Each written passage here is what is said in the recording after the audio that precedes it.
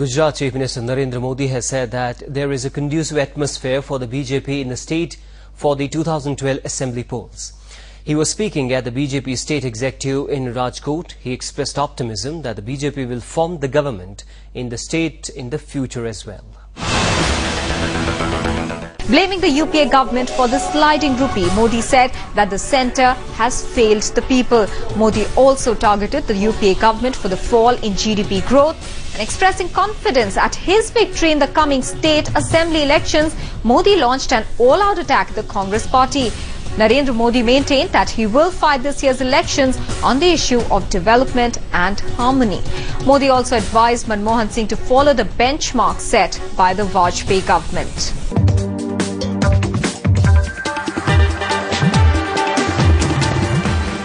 हमें जितनी अनुकूलता थी उससे 2012 में विजय के लिए अनुकूलताएं बढ़ी।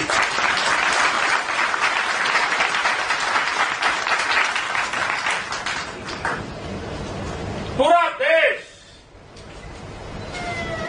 कांग्रेस से हताश और निराश हो चुका है और गुजरात एक ऐसा प्रदेश है जिसने पहली बार 1974 में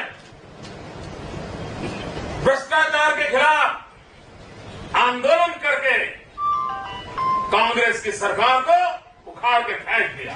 आज भी गुजरात का मिजाज वैसा ही है। दिल्ली के भ्रष्टाचार की परछाई गुजरात की जनता गुजरात पर कभी आने नहीं देंगी, ये मेरा पूरा भरोसा है।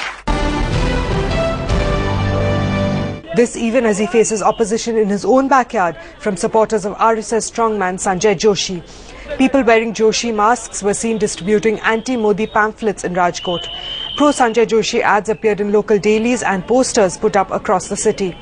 Another event that Modi has been keeping an eye on, his rival and former Gujarat Chief Minister Keshubhai Patel took out a rally against the Chief Minister in Panchmal. Meanwhile, Gujarat Congress workers protested against Chief Minister Narendra Modi in Rajkot and raised slogans against him. They clashed with the police as they tried to disperse them.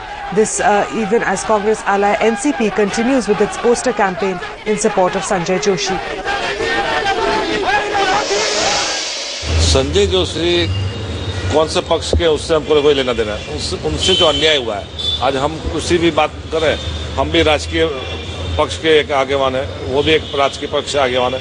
बस जिस तरह से उनके साथ जो दुर्व्यवहार किया गया है गुजरात के मुख्यमंत्री ने, इसलिए हम एक बिरादर के हिसाब से हम सोचते हैं कि ये गलत काम हुआ। जो भी जहां भी संजय जोशी रहे, वहां जाने से भी कतरा रहे। कुछ न कुछ राज उनके पीछे है ही। दूसरी बात ये कि भारतीय जनता पार्टी जो बोलती है कि उसका चाल चरित्र चेहरा अलग है, वो एक ही फंड मैनेजर के आगे एक दफा नहीं बार बार अपना सर क्यों झुका देती। और अगर ये गुनाह किया है संजय जोशी ने, तो उसके सामने डिसिप्लिनरी एक्शन लेना चाहिए था।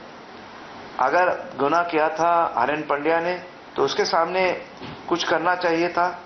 ये गुजरात में हरेन पंड्या, केशुभाई पटेल, सुरेश मेहता, काशीराम राणा, डॉक्टर ए.के. पटेल से लेकर संजय जोशी तक, जिसके जो लोग भारतीय जनता पार्टी के स्थापना काल से सक्रिय हैं, उनको इतना उसका एड्रेस भी पार्टी में नहीं रहने दिया। जबकि नरेंद्र मोदी और येदियुरप्पा जैसे जो भ्रष्टाचारी लोग हैं, उनके सामने सारी पार्टी झुक जाती है।